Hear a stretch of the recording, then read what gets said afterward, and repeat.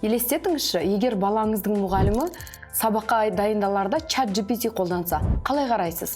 Қарсы болар ма едіңіз, әлде керісінше бұл заман талабы ғой деп ойлайсыз ба? Қазақстанда бұл сұраққа нақты жауап берілуде. Оқу ағарту министрлігі мен Ыбырай Алтынсарин атындағы ұлттық білім беру академиясы мұғалімдерге арналған жаңа нұсқаулық жариялады.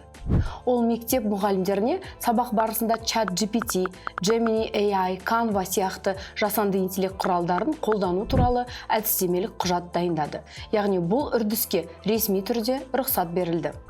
Мұғалімдер жасанды интеллект өнімдерін сабақ жоспарын дайындауда, тест пен тапсырмалар құру кезінде, оқу материалын түсіндіру кезінде көмектесетін құрал ретінде қолданады.